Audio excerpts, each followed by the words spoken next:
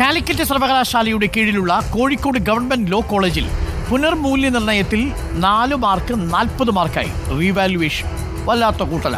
പഞ്ചവത്സര LLB വിദ്യാർത്ഥിനിയായ നോയ ആസിഫ് കഴിഞ്ഞ വർഷം നവംബറിൽ എഴുതിയ 2ാം സെമസ്റ്റർ പരീക്ഷയുടെ ഫലം പുറത്തു വന്നപ്പോൾ 75-ൽ 4 മാർക്കാണ് ലഭിച്ചത്.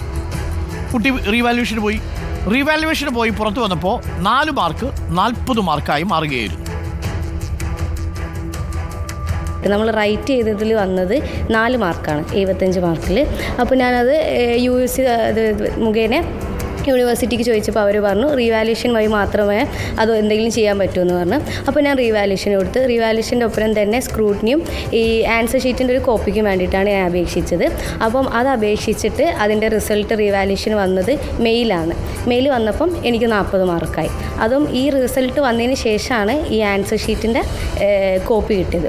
അപ്പം ഇതിൻ്റെ റീഫണ്ടിന് വേണ്ടിയിട്ട് ഞാൻ ഇതിന് ശേഷം USC മുഖേനയും അല്ലാതെ ഞാനും മെയിൽ അയച്ചിട്ട് അന്വേഷിച്ചു. അപ്പോൾ അവർ പറഞ്ഞത് യൂണിവേഴ്സിറ്റിൻ്റെ ഇതിൽ ഇങ്ങനൊരു പ്രൊവിഷൻ ഇല്ല, അതുകൊണ്ട് റീഫണ്ട് കിട്ടില്ല എന്നാണ് പറഞ്ഞത്.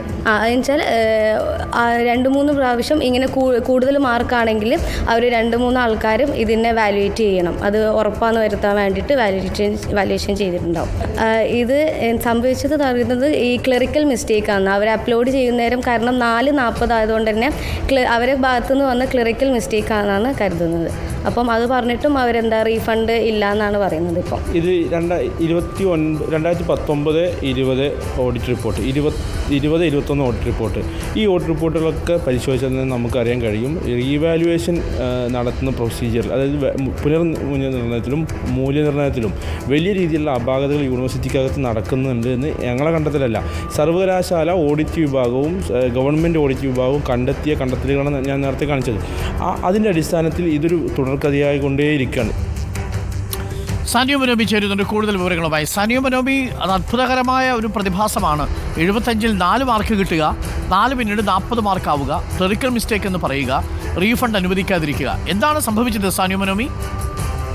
ഇത് കൃത്യമായി ക്ലറിക്കൽ മിസ്റ്റേക്ക് ആണെന്നാണ് ഈ നോയ പറയുന്നത്. അത് മാത്രവുമല്ല വിദ്യാർത്ഥി സംഘടനകളും അക്കാര്യം ആരോപിക്കുന്നുണ്ട്. അതിനുള്ള പ്രധാന കാരണം എന്ന് പറയുന്നത് കഴിഞ്ഞ സാമ്പത്തിക വർഷങ്ങളിലേക്ക് ഓഡിറ്റ് റിപ്പോർട്ട് എടുത്തു നോക്കുമ്പോൾ കാലിക്കറ്റ് സർവകലാശാലയ്ക്ക് ഭീമമായ തുക ഇത്തരത്തിൽ പുനർമൂല്യനിർണ്ണയത്തിലൂടെ കിട്ടിയിട്ടുണ്ട് എന്നുള്ളതാണ്. ക്ലറിക്കൽ മിസ്റ്റേക്ക് മാത്രമല്ല, ചില അധ്യാപകർ ക്യാമ്പുകളിൽ വാലുവേഷൻ സമയത്ത് എത്തുന്നില്ല തുടങ്ങിയ പരാതികളും അവിടെ നിന്ന് വരുന്നുണ്ട്. മാത്രമല്ല, അടുത്ത വർഷത്തേക്ക് കാലിക്കറ്റ് സർവകലാശാല പ്രതീക്ഷിക്കുന്ന വരുമാനം റീവാലുവേഷനിൽ എന്ന് പറഞ്ഞുകൊണ്ട് ഒരു ഭാഗം തന്നെ ഒഴിച്ചിട്ടിരിക്കുകയാണ്.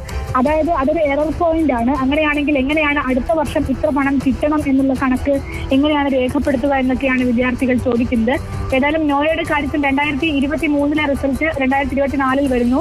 4 മാർക്ക് മാത്രം കിട്ടുന്നു. പിന്നീട് പുനഃപരിശോധിക്കുന്നു, 40 മാർക്കാവുന്നു. 40 മാർക്കാവുമ്പോൾ സ്വാഭാവികമായും 3 അതോറിറ്റികൾ ഒരുമിച്ച് പരിശോധിക്കേണ്ടതുണ്ട്. അങ്ങനെ 3 അതോറിറ്റികൾ പരിശോധിച്ചിട്ടും അത് 40 മാർക്ക് തന്നെയാണ് കണ്ടെത്തുന്നത്. അതായത് കൃത്യമായ വീഴ്ച ഉണ്ടായിട്ടുണ്ടെന്നുള്ള കാര്യം യാഥാർത്ഥ്യമാണ്. അപ്പോഴാണ് നോയ തനിക്ക് ചെലവായ പണം തിരികെ നൽകണമെന്നാവശ്യപ്പെട്ട് യൂണിവേഴ്സിറ്റി വൈസ് ചാൻസലർക്കും പരീക്ഷാ കൺട്രോളറിനും ഒക്കെ പരാതി കൊടുത്തത്. പക്ഷേ അങ്ങനെ ഒരു പ്രൊവിഷൻ യൂണിവേഴ്സിറ്റിയിൽ ഇല്ല എന്ന് പറഞ്ഞുകൊണ്ട് അത് തള്ളുകയാണ് ഉണ്ടായത്. ഈ സാഹചര്യത്തിലാണ് തന്റേതല്ലാത്തൊരു കാരണത്താൽ റീവാലുവേഷൻ നടത്തുകയും അതിന് 900-ൽ പരം രൂപ ചെലവാകുകയും ചെയ്ത സാഹചര്യത്തിൽ തനിക്ക് ഈ പണം തിരിച്ചു കിട്ടണമെന്ന് ആവശ്യപ്പെട്ടുകൊണ്ട് ഹൈക്കോടതിയെ സമീപിക്കാൻ നോയ ഒരുങ്ങുന്നത്. ഓക്കെ, സാനിയോ മനോബിയാണ് നമുക്കൊപ്പം ചേർന്നത്. നിങ്ങളൊന്ന് ആലോചിച്ച് നോക്കൂ, തൻ്റേതല്ലാത്ത കുറ്റം കൊണ്ട്, ഒരു ക്ലറിക്കൽ മിസ്റ്റേക്ക് കൊണ്ട് 40 മാർക്ക് കിട്ടേണ്ട കുട്ടിക്ക് 4 മാർക്ക് കിട്ടുന്നു. ആ കുട്ടി കയ്യിൽ നിന്ന് 900 രൂപ അടച്ച് തനിക്ക് കിട്ടേണ്ട 40 മാർക്ക് റീവാലുവേഷനിലൂടെ തിരിച്ചു വാങ്ങിക്കുന്നു. അപ്പോൾ വീഴ്ച വരുത്തി ഉദ്യോഗസ്ഥന് പൈസ തിരിച്ചു കൊടുക്കാൻ ബാധ്യസ്ഥനല്ലേ? സ്വാഭാവികമായൊരു ചോദ്യമാണ്. ഇതാണ് നമ്മൾ നാച്ചുറൽ ജസ്റ്റിസ് എന്ന് പറയുന്നത്. സ്വാഭാവികമായിട്ടുള്ള നിയമം അനുസരിച്ച്, നീതി അനുസരിച്ച് ഈ കുട്ടിക്ക് ഈ പൈസ തിരിച്ചു കൊടുക്കണം. ആ കുട്ടിയല്ലല്ലോ മാർക്ക് കുറച്ചത്, ആ കുട്ടിക്ക് 40 മാർക്ക് കിട്ടണം. കൊടുത്തത് 4. ശരി, ക്ലറിക്കൽ മിസ്റ്റേക്ക് സംഭവിച്ചു, തെറ്റു സംഭവിച്ചാൽ അത് മനസ്സിലാക്കി ആ പൈസ ആ കുട്ടിക്ക് തിരിച്ചു കൊടുക്കണം. അങ്ങനൊരു പ്രൊവിഷൻ ഇല്ല എന്നാണ് പറയുന്നത്. ഇല്ലാത്ത പ്രൊവിഷൻ ഉണ്ടാക്കണം സാർ.